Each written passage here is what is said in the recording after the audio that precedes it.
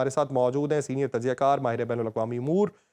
जनाब तारिक हबीब। तारिक साहब बहुत शुक्रिया आपके वक्त का। तारिक साहब, सबसे पहले अगर बात की जाए इस्लामाबाद में मची हुई हलचल की, तो जब ये पॉडकास्ट अपलोड होगा, हम रात को ये रिकॉर्ड कर रहे हैं, अपलोड ये सुबह होना है,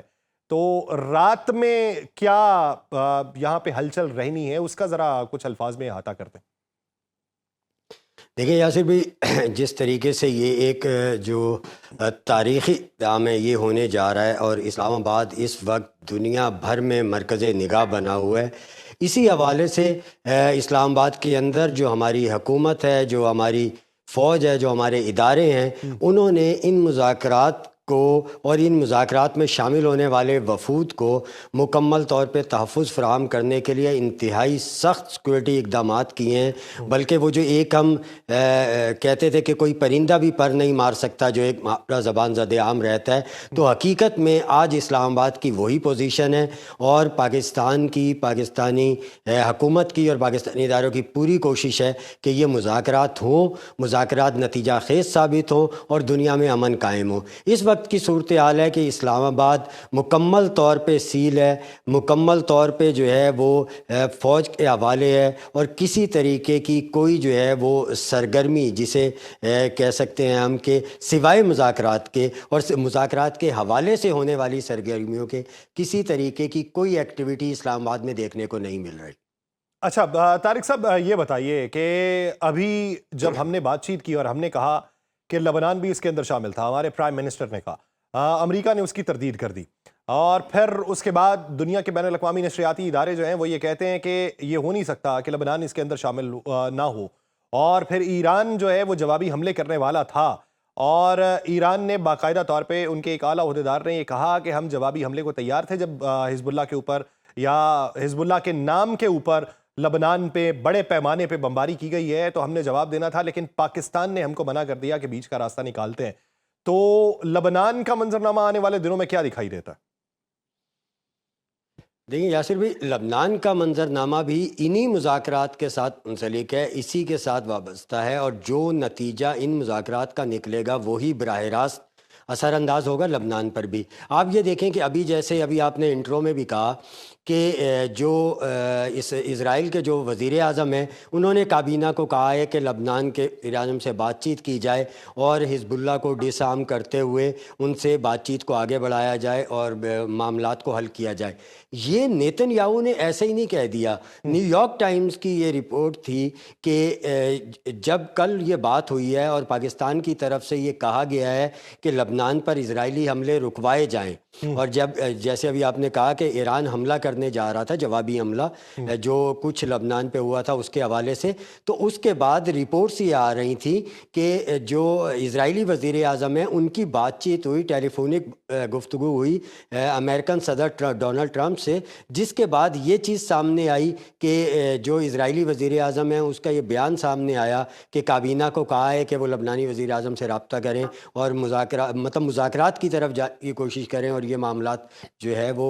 लबनान पे हमले के ये ख़त्म किए जाएं, लेकिन उस सूरत में जब हिजबुल्लाह को डिसआर्म किया जाएगा। तो जो कल होने वाले मुज़ाकरात हैं बुनियादी तौर पे उन्हीं की तरफ देखते हुए अमेरिका की तरफ से इजराइल को पैगाम भिजवाया गया कि यानी थोड़े से इंसान के बच्चे बनो और इस वक्त पे रुक जाओ। तो इससे हमें एक और भी जो है मुस्बत चीज़ नज़र आती है और वो ये है कि अमेरिका भी ये चाहता है कि ये मुज़ाकरात किसी नतीजे पर पहुँचे। अगरचे सूरत हाल ये है कि ट्रंप जो है वो इन मुज़ाकरात के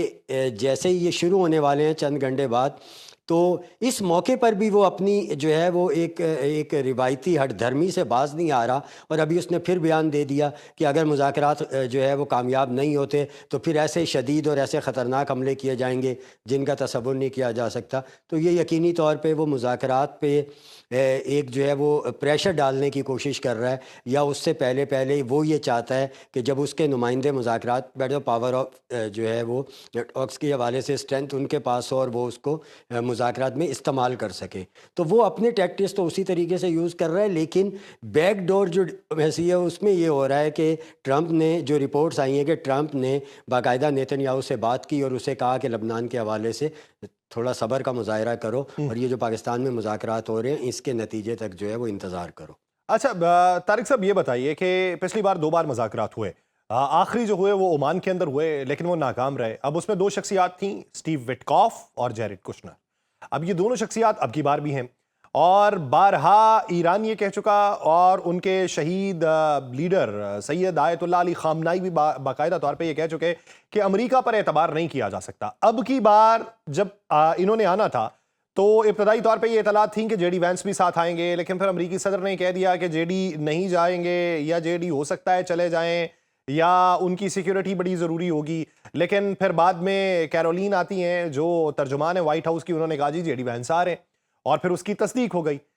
جے ڈی وینس کی شمولیت اس میں کیوں شامل کی گئی؟ اور پھر جے ڈی وینس نے بعد میں یہ کہا کہ لبنان اس کے اندر شامل نہیں تھا, حالانکہ ان 38-39 دنوں میں جے ڈی وینس جو ہیں وہ کہیں پہ دکھائی نہیں دے رہے تھے. وہ بلکہ ان کو تو کھڈے لائن لگایا ہوا تھا امریکہ نے, اور وہ اس میٹنگ کا بھی حصہ نہیں تھا جس کے اندر بیٹھ کے یہ ڈیسائیڈ ہوا تھا کہ ایران کے اوپر حملہ کیا جائے گا. اور ایون ہمیں یہ بھی اطلاعات تھیں کہ جے ڈی وینس یہ کہتے ہیں کہ حملہ نہیں کرنا چاہیے, اس لیے ان کو سائیڈ لائن کیا گیا. اور جے ڈی وینس باقاعدہ طور پہ ان کا ایک یہ بھی بیان تھا کہ میں نے ڈونلڈ ٹرمپ کا ساتھ اس لیے دیا کہ مجھے یہ لگتا تھا کہ یہ ہمارے بچوں کو کسی جنگ میں نہیں مروائے گا. تو پھر اب کی بار جے ڈی وینس کس طرح تبدیل ہوئے ہیں, یا پھر جے ڈی وینس نہیں تبدیل ہوئے,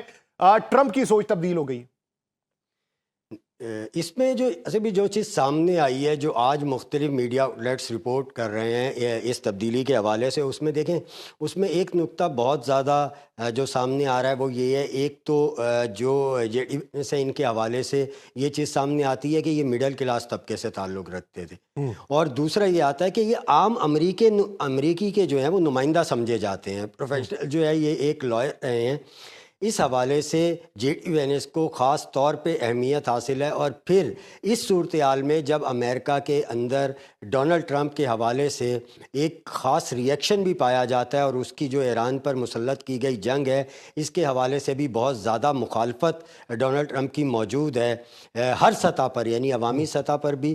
ریاسی سطح پر بھی, اور پارلیمنٹ کے اندر بھی. تو ڈونلڈ ٹرمپ کے پاس یہ ایک چارہ رہ گیا تھا کہ پہلے جیسے انہوں نے شامل کیا پھر ہٹا دیا, پھر ان کو ایک یہ تھا کہ یہ چونکہ جنگ کے مخالف رہے ہیں جے ڈی وینس, تو ان کو اگر بھیجا جائے گا ایک تو مذاکرات میں نرمی کا تاثر آئے گا کہ جی ہماری طرف سے یہ تاثر دیا جائے گا کہ دیکھیں ہم نے جنگ کی مخالف شخصیت کو بھیجا ہے اس لیے کہ ہم خود جو ہے وہ کوئی نہ کوئی نتیجہ, یعنی ان مذاکرات کو نتیجہ خیز چاہتے ہیں. سیکنڈ یہ کہ جے ڈی وینس جب واپس آئیں گے, جو بھی نتیجہ ان مذاکرات کا نکلتا ہے, لازم بات ہے انہیں واپس جا کے اپنے موقف کی جو انہوں نے ان مذاکرات میں اپنایا ہوگا اس کا دفاع کرنا پڑے گا امریکن جا کے. جب وہ واپس جا کے اس کا دفاع کریں گے تو مذاکرات کی کامیابی یا ناکامی میں وہ بھی حصے دار ہوں گے. جیسے ابھی آپ نے کہا کہ چونکہ وہ جنگ کے مخالف تھے, پچھلے پورا مہینہ 1.5 مہینہ وہ کہیں نظر نہیں آ رہے تھے, ان کی ٹویٹس آ جاتی تھی یا ان کا کہیں کوئی بیان آ جاتا تھا, اور وہ بھی جو ہے وہ جنگ کے خلاف ہی ہوتا تھا عمومی طور پر. تو یہاں پر مذاکرات میں شامل کرنے سے یہ ایک اپنا امیج, یعنی پازیٹیو امیج بلڈ کرنا, اور سیکنڈ یہ کہ ان کے ذریعے اپنا دفاع کروانا, مذاکرات کا جو بھی نتیجہ نکلے اس کے دفاع کے طور پہ ایک ایسے کریکٹر کو سامنے کھڑا کرنا جو ماضی میں جو ہے وہ اس جنگ کا مخالف رہا ہے.